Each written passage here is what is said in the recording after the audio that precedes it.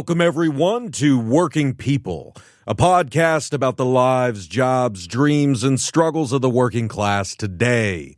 Working People is a proud member of the Labor Radio Podcast Network and is brought to you in partnership with In These Times magazine and the Real News Network. This show is produced by Jules Taylor and made possible by the support of listeners like you.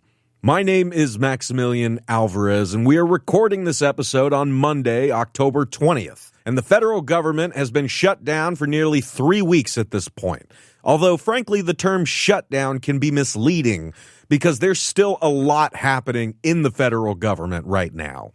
As the New York Times reports, quote, President Trump has repurposed money to fund military salaries during the government shutdown. He has pledged to find ways to make sure many in law enforcement get paid. He has used the fiscal impasse to halt funding to Democratic jurisdictions and is trying to lay off thousands of federal workers. Government shutdowns are usually resolved only after the pain they inflict on everyday Americans forces elected officials in Washington to come to an agreement. But as the shutdown nears a fourth week, Mr. Trump's actions have instead reduced the pressure for an immediate resolution and pushed his political opponents to further dig in. We're not going to bend, Representative Hakeem Jeffries, Democrat of New York, and the minority leaders said on Friday, the 17th day of the shutdown. We're not going to break, he added. All of these efforts to try to intimidate Democratic members of the House and the Senate are not going to work, he said. Now, unlike past presidents, Mr. Trump appears to feel little urgency to strike a deal to reopen the government. Instead, he has used the shutdown, which began October 1st, as an opportunity to further remake the federal bureaucracy and jettison programs he does not like, seizing on unorthodox budgetary maneuvers that some have called illegal. Administration officials appear undaunted by the criticism, even after a federal judge temporarily blocked their efforts to conduct mass firings. On Friday, some agencies indicated in court filings that they might proceed with layoffs that officials suggested were not covered by the order. Russell T. Vogt, the director of the Office of Management and Budget and the architect of the effort to remake the government, has pledged to, quote, stay on offense throughout the shutdown, end quote. Now, all of this is going on while at least 700,000 federal employees have been furloughed, with nearly as many continuing to work without pay. And today, we are speaking with 3 of those furloughed federal workers. First, we are joined by Adam, who works in recreation for the U.S. Forest Service, managing hiking, biking, and equestrian trails in central Idaho. He's also local president of the National Federation of Federal Employees, Local 1753, and an organizer with the Federal Unionists Network. We are also joined by Ellen, who works in SNAP oversight and administration at the USDA Food and Nutrition Service. Ellen is the chapter president of the National Treasury Employees Union Local 255, representing FNS employees at the Northeast Regional Office, and she is an organizer with the Federal Unionists Network in Boston. And lastly, but not least, we are joined by April, who is National Treasury Employees Union Chapter 250 president and who also works in the Office of Head Start at the Administration for Children and Families headquarters in Washington, D.C. And they are all 3 here speaking on their own behalf. They are not speaking on behalf of the government, of the agencies they work at, or their unions. Adam, Ellen, April, thank you all so much for joining me today. I really appreciate it, especially with everything going on in the damn country right now, everything going on in your lives right now. And I want to start there. I want to start with where we are here and now in the 3rd week of this shutdown. And I wanted to ask if we could go around the table and first have you introduce yourselves and tell listeners a little more about the work that you do for the federal government. And then if you can, tell us what these past 3 weeks have been like for you. Thanks, Max. Yeah, like you said, my name is Adam. I work at recreation for the U.S. Forest Service. And I run a trail program. We maintain about 600 miles of hiking and biking trails, like you said. And it has already been a strange summer. We usually have about 10 permanent folks plus seasonal employees that can help us maintain trails, maintain trailheads, bathrooms, campsites, all that good stuff. Since the beginning of the year, we're now down to just three of us because we lost so many folks before even the furlough started happening. We lost folks due to the deferred resignation program. People were stepping out and stepping away from the agency just because of the toxic workplace that existed in February and ongoing. And once the shutdown started on day one, by the end of that day, I was told that I would be furloughed. We're no longer using the words essential and non-essential, but the feeling is pretty clear when they tell you that just don't bother coming into work the next day. So there's plenty of things that will be happening.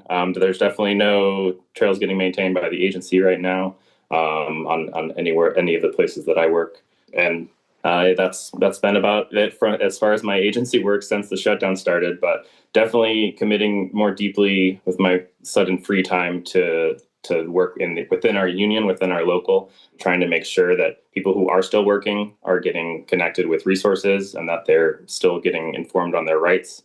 And as well as the people who have been furloughed who are not getting paid, just making sure that they know that they can turn to their fellow members for support, where to look for other resources that they might need, and then keeping everyone together, because it does feel a little bit like that's part of this process, and who is working and who's not working is to build up some divisiveness between all of us at the working level. So far, folks in the Forest Service have been pretty lucky. Those that are still working are still getting paid for at least through this pay period. At least there was some leftover funding, and so far folks are getting paid, which is a benefit for us, at least at the agency. Max, thanks for having us on here today. So my name's Ellen. I work at the Food and Nutrition Service, and we do a lot of things at FNS. We administer the 16 nutritional assistance programs that the federal government provides, so everything from SNAP to WIC to the school lunch program. I specifically worked in SNAP and made sure that the states had all their questions answered on how to actually give out SNAP benefits, how to determine if people were eligible. There's a whole maze of regulations and rules that people have to follow. And so our job was to kind of parse that for the states, make it a little easier for them. And now it's hard to not be doing that, to not be answering their questions, especially when the program changed so much in July, and there'll be real penalties for them starting next year if they don't get things right. They'll have to start paying for a portion of SNAP benefits. Their administrative costs are going to go up this time next year. And we're fielding a lot of questions on how do we pay for this? What are the kind of essential rules and regulations that we have to follow up until October 1, and then, now we're gone. I also worked in some of the auxiliary programs to SNAP that required some extra approval for funding. So there was a SNAP nutrition education program that I worked on. We're actually on the last year of that program because Congress decided to end its permanent funding status back in July. So there's only funds left through September 30th of 2026. And so we were fielding a lot of questions on how do we run the last year of this program? How do we close it out, lay people off? And so now my coworker and I are there to kind of answer those questions for folks. And so it's been weird for people in the last 3 weeks of seeing everything kind of unfolding in the news, hearing about how people are, not even just federal workers, but everyday working people are concerned about how they're going to put food on their tables as everything gets more expensive. And knowing that the programs that we administer might have questions going unanswered of how the states can kind of fill the gaps. States and food banks, schools can fill the gaps that are left by the federal government. And we work in human service programs, so we're always thinking about the recipients at the end of the day. And we're concerned not just about how we can get paychecks and how we can get food on the table, but how we can keep helping the people that are kind of there. So I know a lot of my members are kind of volunteering at food banks right now, other the time that we have left in our day. And trying to kind of help out and plug into their local communities where we can. I've been trying to get the word out about what federal workers are doing and trying to organize with the Federal Unionists Network to kind of keep getting the message out there. and also trying to cohere my members still, so that we don't feel any sense of like isolation from each other as we're continuing to read the news, worrying about rifts, and worrying about like mass firings. So trying to keep everyone together in these past 3 weeks, and hopefully, we'll stay together even longer than that. Yeah, it's always so heavy to listen to because as part of Head Start, in addition to being chapter president, I work in policy. And so some of the things I was working on before, of course, are like all the things that this administration hates. In fact, they were the first things to go. So I worked on the Office of Head Start's equity plan. I helped with fielding all of the public comments for new Head Start regulations. And I managed the process of reports to Congress, all of the ones that are statutorily required. And I would just say that, within HHS, it's such a lot of the same things are just happening across the government, but we just have to constantly wait to see what the impact is and just constantly check in with each other. And our programs are so interlinked. Like we're watching what happens with SNAP because we know that our kids and families are also connected to that program, right? The same with TANF, the same with, I represent employees who work in LAHEAP. So again, heating. But then, there was a push to, take and strip bargaining unit rights away from a good portion of my members in the Office of Refugee Resettlement, right? And so even though it seems like, okay, well, they go to work just as regular, now they're getting hit with debt letters for locality changes that are not their fault because they were told to come back and then got exceptions and then told that they would come back in some 50 if they lived 50 miles outside of whatever created things. And so they're getting thousands of letters, in debt. And the agency you call and they're like, we don't know what these debt letters are either, right? And I'd also say being specifically here in DC, and I'll say that a lot of my members are Black folks, and very many of them are Black women who have also just been very much more impacted when it comes to the shutdown because we've already been leaving in record numbers, like the biggest, exodus from the government in the history of the government, in a country where those were some of the first stable jobs that Black folks had, and that unions had were essential to making happen. And so seeing this push out an exodus of folks who are generations of people who have worked in the government and have kind of, created a staple in communities. And then I live in DC, and we have one of the highest populations of both poverty, Black folks, and are welcoming in a lot of our migrant, families and community members. And so seeing that, once our program specialists who have gotten hit the hardest, those are the people who do all the grants, right? They talk to the grantees, but they also live over here. And so being in a new income bracket means having new needs, especially for kids. And so there's just this interconnectedness with our lives as employees, just the not knowing, also just this is an abusive relationship with the government. I just want to say, and that, so there's just this, it just seems like this snowball everywhere. And so there's never a time when people are just talking about programs or just talking about their lives. They're just so intertwined.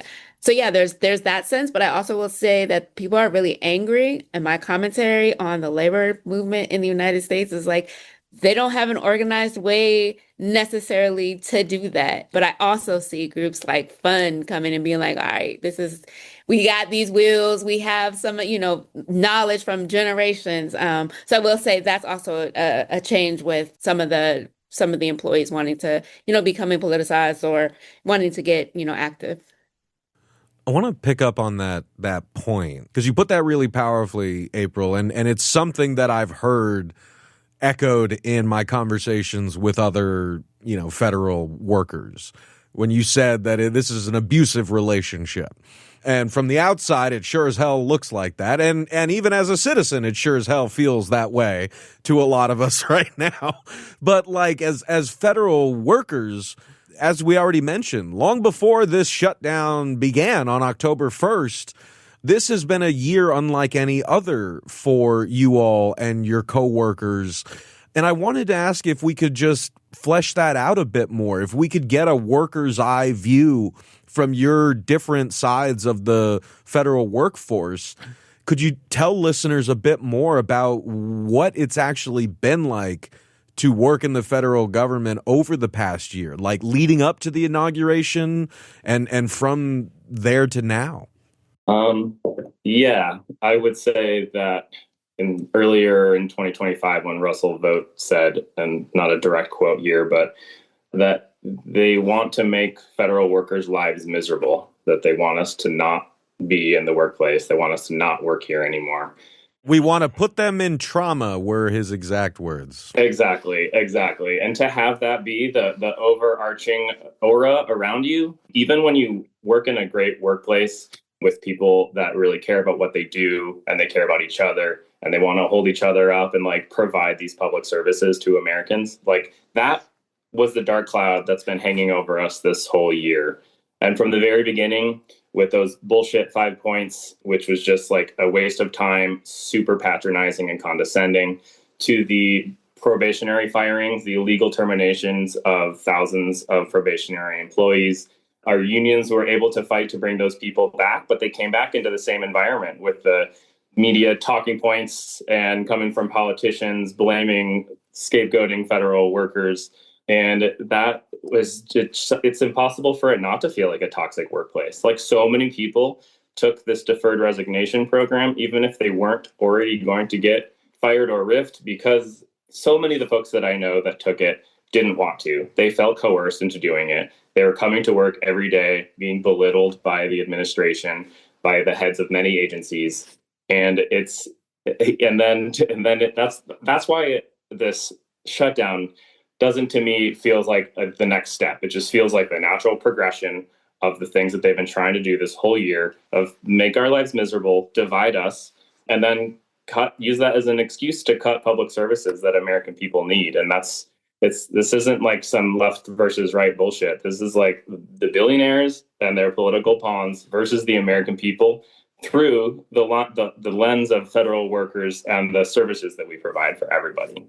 And I think that that's part of why the fund has been so important in this moment, and this is like changing the narrative, is that the importance of federal unions is in that our working conditions, day to day, whatever agency we work in, those working conditions are the conditions of the public services that we provide for the American people. When we are supported in doing our jobs and we are allowed to do our jobs and we're funded, we are the experts in our fields. Like this is our job. Like I jokingly say I smash rocks for a living, but I'm a pretty damn good trail builder. And when those jobs and like all of our other jobs are on the cutting block, like that directly impacts the American people. Yeah, I think with like when they say that they are wanting to cut the Democrat programs or they only want to pay people that are deserving of it, it's really, I think it really shows like it's the billionaire versus the working people divide. Because what are the Democrat programs? It's programs like the food and nutrition programs. It's programs like April's programs. It's programs that will keep the land public so that people can actually go and recreate on them instead of being, just closed off for drilling or logging or whatever. And this whole year, it's felt like them trying to make us miserable, to make us leave so that they can cut our programs and say, look, that program's not working anyway, so why don't we just end SNAP? Or look, that funding's not working anyway, and the refugees aren't being resettled. I don't know, April, that's the probably way of talking about it, but they're trying to make us so miserable. And in like my workplace at the very beginning, we were all hopeful. We were like, oh, we can stick it out. As long as we stick together as an agency and as an office, then like we'll make it out of these next 4 years together. We can put up with anything. Because a lot of people had made it through the first Trump presidency. And they're like, it's okay. Like, let us old heads like guide y'all new workers through this. I was like, bet, that's good. Like, let's go. And then they fire the probationary employees. And it's like, oh shoot, they fire the people that I've worked with for the past year, maybe 2 years. For some people, because their probationary periods were a little bit longer. And then it's like, well, do we still want to go on? Because our bosses still want us to do the same amount of work with fewer people. And who knows if they're going to come back. And they're trying to downsize the federal government, right? Roosevelt wants to not only traumatize the federal workforce, but he wants to shrink it so that we can't do the work that we are charged with doing. And since March, my office has faced a threats of closures. And we're seeing offices close like across the nation too. So like in Boston, the HHS office closed and the part of the Department of Education office closed. And so we keep thinking the house is going to drop. We're going to close next.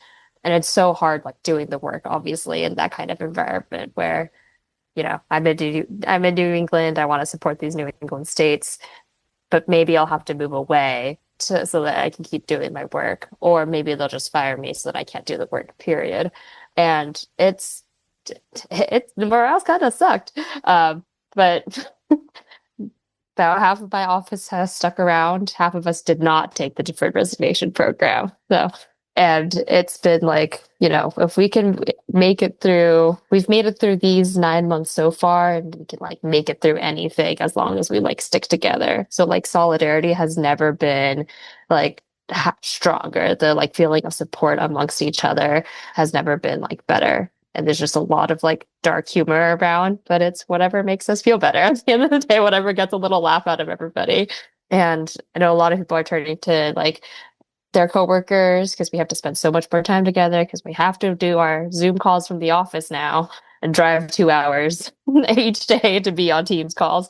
But like it's giving us time to like talk in the hallways, to commiserate about anything that's going on. And just try to like lift each other up. And I feel like that's what federal workers can do. I feel like that's what fun does too. We get to like meet a bunch of other federal workers. And when people go out to like rallies, I know that there's lots of signs that the public are like supportive of federal workers. And so like it's been great to see kind of the public support too for us. Yeah, I think as someone who has been a part of how many shutdowns since 2013, I think, it's just so different. And so leading up to the election, it really was like, what do we do? And as federal workers, we're very clear that like it almost doesn't matter. I mean, it matters, how the elections go, but we know that things change. Like fundamentally, things change every few years, right? Based on whatever, it could be on whatever's hot. We'll say that. And so there's that part, but like to what extent and how is that going to change what I do every day? Because for me, it wiped out all of the work. That was literally my entire like performance plan in one day. It was like, oh nah. And so I was like, oh, on the chopping block for, we want to get rid of policy employees. There's one. We want to get rid of people who are doing any kind of DEI work. And like I was leading the whole, so it just was like, all right, so what does that mean? And we knew that going, forward because there were things like Schedule F. And so I think it's important to say like the buildup was definitely there. I think there was a preparation, like emotionally, and I would say in the work we did that was just very cognizant of like, okay, what things do we need to make sure are evergreen to ensure that like we as employees are supported in the best ways? How do we make that happen? What kind of new connections do we need to make between programs? So there was that, and then there was the hit. We just it was it literally was like all the shoes dropped day one. And it just was like, oh yeah. all the contingency plans and then no contingency plans, because what you know is that like this whole thing called law and order that you would usually go to like do anything, not even just fight back, was completely broken. Like, who do you go to? Everybody's like, did you get an answer on the HR line? Nope, nobody did. And then the next day it's like there's a whole new email that you write. And then sometimes like, we're not using this email anymore because nobody is here to take, no, and then like when people get fired or they get ripped, or put on administrative leave, like nobody knows who they are until like their email doesn't work. And there's no way to know the work that they were doing, that, there's no access to any of those things because they just couldn't go to work that day. And so, and then to try to figure out for everything you do, like, okay, so can I still like submit this? Because like statutorily it has to be done. And then like, are we on the hook for not doing that part too? Probably. And then there's, I think there came the fact where we knew like even the ways in which they went, if not the ways that they went about attacking us weren't even just using like things that were already that they could use against us. It was like brand new things, and just it was almost like throw everything at the wall and see what sticks. Obviously, all of the administrative leave, the RIF notices, AI is doing them. So constantly, just everybody's service dates are wrong. Everybody's veteran status is wrong. But there's nobody in the office to fix it.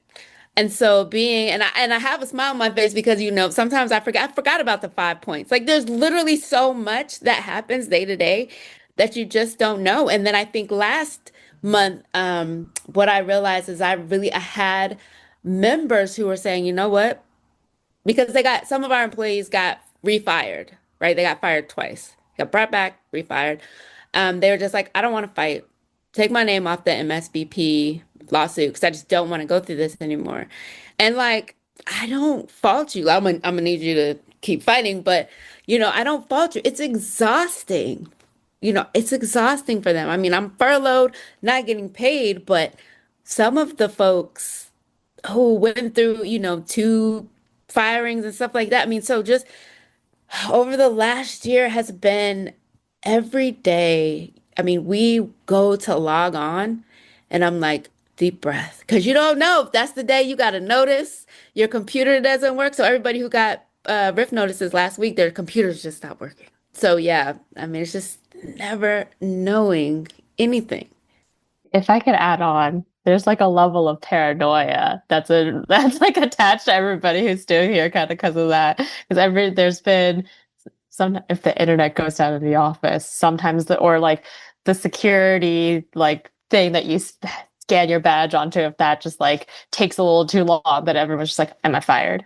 And it's like that did not happen before, but now and it's just getting a lot worse. And the technology's breaking down a lot more. Like there's a lot of Wi-Fi issues, there's a lot of system issues, and so everything is like slowing down. So not only are they taking away people, but the systems that they're supposed to be good at maintaining, as like the rich folk, are not working anymore too. Like they built their fortunes off of making IT systems, and yet ours are not. Ours are breaking and making us think that we're fired, like every week. I want to pick up on that though, right? Because you guys mentioned in the beginning of this panel, right, that it's not just you and your coworkers whose lives are being impacted by all this. It is the millions and millions of Americans who depend on you and your labor and the services that your coworkers and your agencies provide, right? Like whether that's, people going to VA hospitals, whether people going to national parks, people looking for food assistance, housing assistance. Like this is one of the greatest tricks, these government efficiency, cost cutting, folks. I mean, we've seen them, they're new faces, but the same kind of story year after year. But they're always pitching this as government is bloated bureaucracy that's wasting taxpayer money. We're doing this to make the government more efficient for you, the American taxpayer. And so I wanted to kind of make that a two-part question for you all, because like you all said, it feels like ages ago, but it wasn't even 9 months ago that Elon frickin' Musk was the head of Doge, cutting, departments left and right and loading up everyone's, personal information into these unchecked AI systems. That feels like forever ago. And now here we are months later hearing that this is making our work lives hell. And so I wanted to ask, are all these cuts, all this crap that you all have been enduring and that we've been watching, has it made the government more efficient? And B, how is this, what do you think people out there need to understand about how this is impacting the whole of American society, poor and working Americans across the board, not just folks working for the federal government?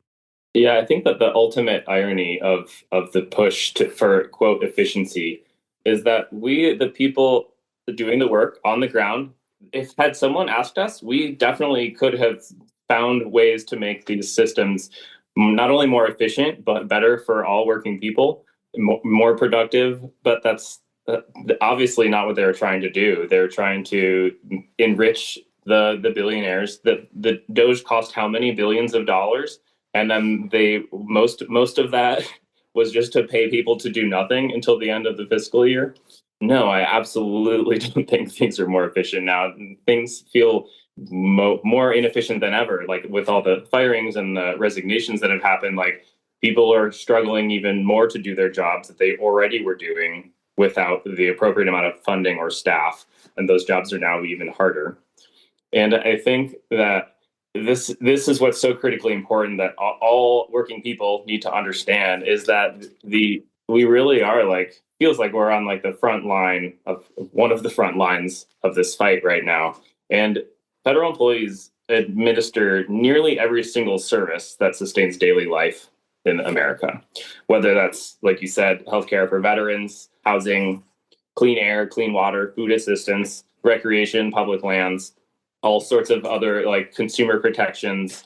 And the total impact on the budget to all of that is less than 5% of the total expenditure of the US. And for us to be able to provide all that we do for that little sliver of a budget, and then to be told that little sliver of the budget is where we need to make our cuts to efficiency, just by removing public services for working class people, that is what's been so frustrating to see that be such a big part of what they're selling as a solution. And it's really just another way to funnel wealth up. And it has, honestly, it's made me more than ever want to stay working as a federal employee, because I have this sudden and intense desire to hold the line and make sure that these public services are provided for everyone. And so fight to keep those. And I think that's what a lot of us are trying to do in our unions and through FUN and through these other community organizations. Is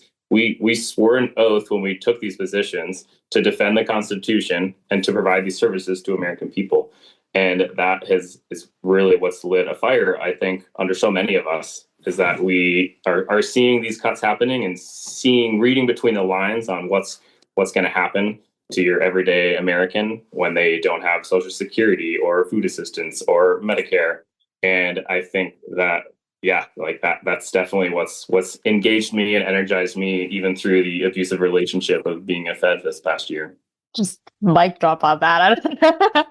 It's how do you get more efficient if you are in an abusive relationship, if you're seeing your coworkers walk out the door? But I think everybody who's staying behind is we have to be here, we have to hold the line, because if we leave our positions, then the programs that we administer, they might not be gone immediately, but they're going to break down further and further until they're just not functional programs anymore. At some point, if you are trying to administer a program and all of your questions go unanswered about it and how you're supposed to do things correctly, you're going to make mistakes on accident until like the whole thing just kind of breaks. Like, you put the wrong screws in the wrong places, the machine is going to collapse. And we're seeing like a lot of that. Like things are so much slower now than they were 8 months ago because so many people have left. I said earlier that half of them, my agency stayed, but really half of them left. And so we have to pick up half of the work with the same amount of people who are a little bit more traumatized, a little bit more like, what the hell's going on? And we're a little angrier now. So we want to hold the line, but we don't know exactly what we're doing. And so things take a little bit longer because first we have to figure out what the heck somebody's asking us to do. Then we have to figure out how to do it. And then we have to figure out how to tell them to do it. And it just takes, and sometimes we have to wait for somebody to tell us if we can tell them how to do it, if that makes any sense at all, because we don't have the clearance to like answer certain questions or the authority to make certain decisions that we used to have. By the way, they've taken a lot of like autonomy away from federal workers because there's like an element of control, kind of just like an abusive relationship where the abuser wants you to do everything as they tell you to do it. And you can't color outside the lines at all. But the federal government has worked a long time, I think, with federal workers who have had to do more with less. And we're having to do that now. And we've usually been able to do that because we can be creative or we have a little bit of autonomy and we get to use our expertise to make some decisions and apply our discretion as professionals. And that's now kind of being taken away from us because discretion is not efficient, maybe, or or makes some people look a little less powerful at the very least.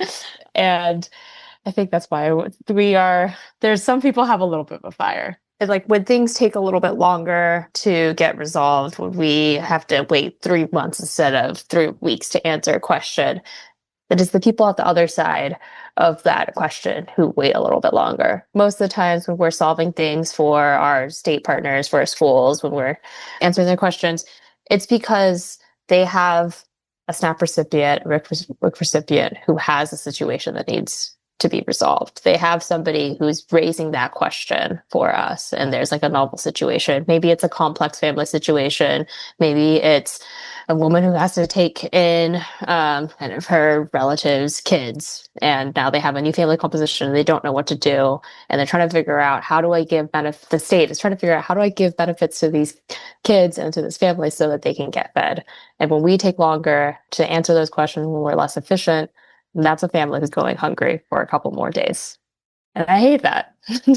Yeah, I would say like the thing that's interesting to me about efficiency is like I don't actually think that anybody has a definition for that. Like the people who want it to be efficient, because then you think about like ultra people who just, why are we paying for people who are poor and this and that? But put it this way. So if you believe so much in welfare to work, but you also want Head Start, childcare, and pre-K to be defunded or dismantled, parents can't go to work if the kids can't go to childcare, right? And then if you can't go to work because they have no childcare, then they can't pay rent. So these billionaire developers, not only will they have issues with people being able to afford rent, which people can't already, but new people are not going to have the income to move in either, right? So it's not, I think it's not until people are impacted personally, until they feel it personally, that they will take this seriously. I don't think they understand what the government does, and I'm talking about the public now. I don't know that people know what the government does. I don't think they understand what we do and don't do, or have, like you said, discretion or power to do, even when we're, at our, biggest or whatever, and everybody's at work. And so I just feel like efficiency for whom and where? Because I mean, now the farmers are like, so this is not exactly what we meant, right? And that's going to trickle down because food prices, food that we have for USDA, like all of these things will start to happen, and people will realize, like, oh, So like we only got what we needed because we tried to make sure that everybody got what they needed, right? And so I don't think that it's until people like, why don't you just open the government? Like, so November 1st is coming. You may not have food. There's like all these things that might crash. And I don't think it's going to be till they're just like, or the medical stuff, like everybody's Obamacare, whatever they want to call it. But when it goes up 200%, like, yeah, I think they'll be like, oh, well, maybe. I mean, they might change the narrative and be like, that's not Obamacare, that's some other thing. But it's not until till they experience it themselves. Well, and just to sort of, I guess, round us out on that note, I'm sure folks listening to this they have the same question that all of us have, which is like, when is this damn thing going to end? Like, when is the government going to reopen, and in what condition is the government going to be if and when it does reopen, right? I mean, I think we've covered a lot of that ground here, and you guys have all been so helpful by like giving our listeners as much information and perspective as you can. But I know I can't keep you for much longer, and so I just wanted to sort of talk about like where things go from here, both like short term with this government shutdown and long term with like you guys said, the effort to hold the line before the country is totally unrecognizable to all of us. And I guess, I'm thinking about the fact that, I was in DC this past weekend on the ground covering, one of the thousands of No Kings protests that happen across the country. I'm there talking to folks, seeing federal workers, seeing folks with signs supporting federal workers. And who do I bump into on the street but, our labor queen, president of the Association of Flight Attendants, Sarah Nelson, there with her family protesting. We did an interview on the ground. And I got a chance to ask Sarah, she became a household name during the last government shutdown in 2019, the longest in America's history up to this point. It was like 35 days, I believe. And I remember, just like now, it felt like this shutdown could go on forever. There's total gridlock between Democrats, Republicans on the Hill. And then a new player entered the chat, and that was labor. And that was unions. That was people like Sarah Nelson saying the words general strike if we don't open the damn government. And all of a sudden, people on Capitol Hill started moving very quickly to get the government open, right? And so I'm not, saying that you guys are calling for a general strike. This is just my own personal reflection. But, that was a really important moment in our history, right? Where I think a lot of working people learned that, we don't have to just sit around and wait to see what Democrats and Republicans on the Hill do to decide our collective fate. There's more that working people can do to change the situation here and to change the outcome.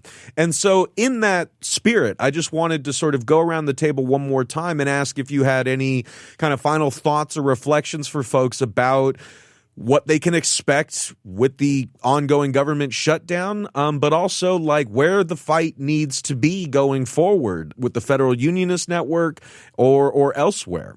So anything you guys want to share, and then I promise I'll let you go.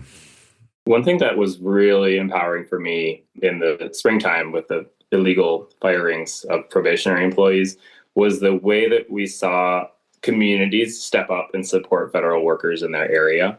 Even in small towns where I work in McCall, Idaho, there was a bunch of local businesses that were ready to support fired employees. There was people were putting together potlucks at local churches and stuff like that to make sure these folks were getting the support and they financially and in the food that they needed. And that, I think, is what's going to have to become very important once again as we near the end of the fourth week of the shutdown, and people have gotten paychecks with $0 now. I think the impacts on the individual federal employees that are furloughed or working and not getting paid are pretty quickly going to become super important.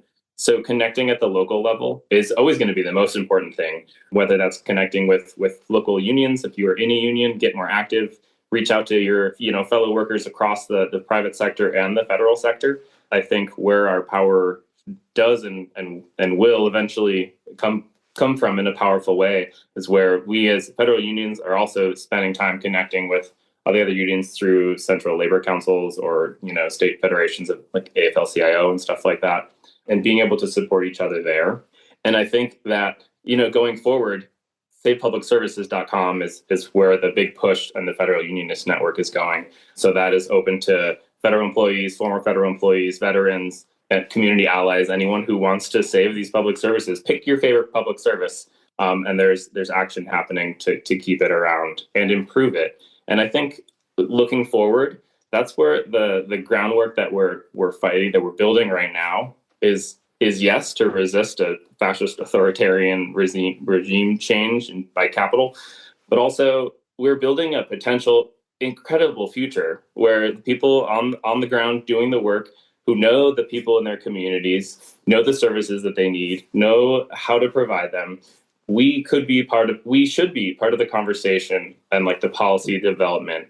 And I think that and what keeps me going is like that vision, and then envisioning a world where the people who need the services and provide the services have a say, and it's not just top-down political puppetry.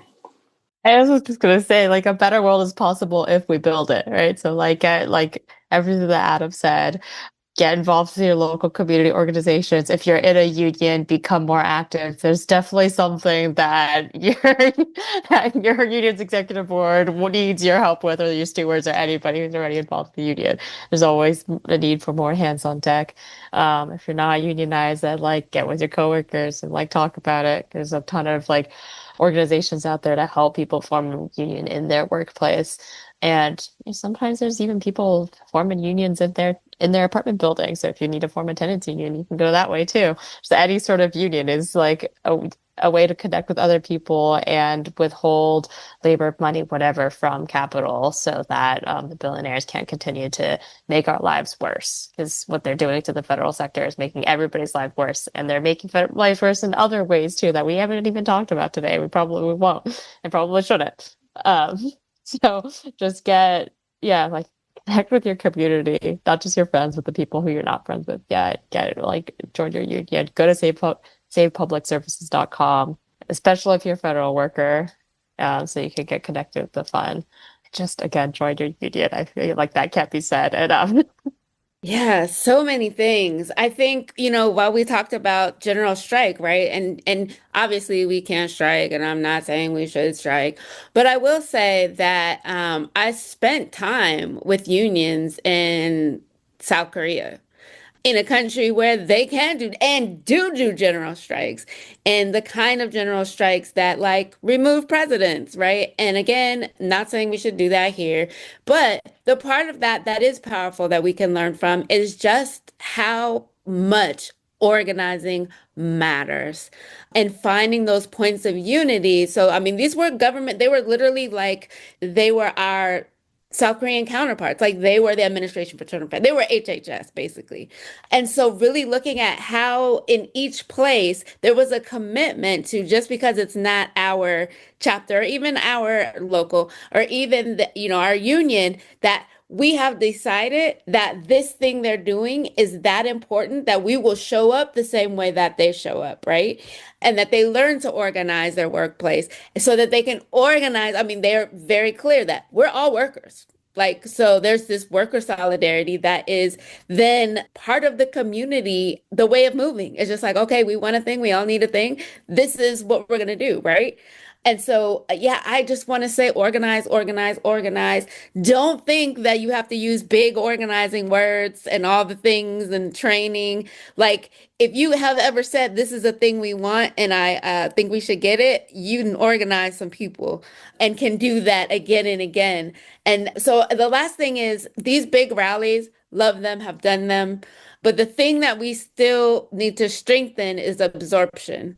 We need to have a way to say, all right, people are engaged. They are ready to do something. Have a way to plug people into work that's being done, or support what people want to do that they don't see, right? That it's great to get together, but that should be a moment of where we're feeling oh, there's more people who feel the way we do that want to do some things, and let's get together. And so let's create those opportunities, like solid opportunities that we can say, hey, come and work with fund. We're doing these things, or come and work with this labor council, or mutual aid, right? Like I'm part of East of the River Mutual Aid here in DC, and we are still delivering free groceries and household goods since the first week of the shutdown, right? And many of us are also union members, and so we share information.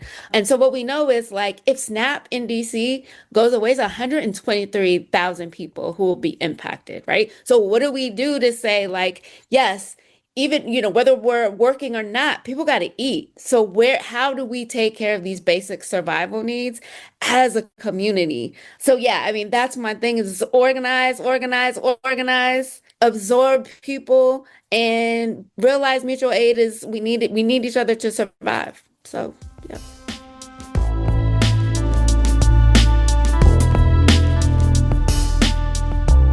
All right, gang, that's going to wrap things up for us this week. I want to thank our guests, Adam, Ellen, and April, all three federal workers who have been furloughed while the government is shut down. And of course, I want to thank you all for listening, and I want to thank you for caring. We'll see y'all back here next week for another episode of Working People. And if you can't wait that long, then go explore all the great work that we're doing at the Real News Network, where we do grassroots journalism that lifts up the voices and stories from the front lines of struggle. Sign up for the Real News newsletter so you never miss a story, and help us do more work like this by going to therealnews.com/donate and becoming a supporter today. I promise you guys, it really makes a difference. I'm Maximilian Alvarez. Take care of yourselves. Take care of each other. Solidarity forever. When my face you no longer see, I live on, yes, I live on. Wherever we go, we are going to roll the union on. The song, I live on, yes, I live on. Wherever hungry are we. Just as hungry can be. The song, I live on, yes, I live on. Where mean things are happening in this land, is read a song, I live on, yes, I live on. Wherever the book mean things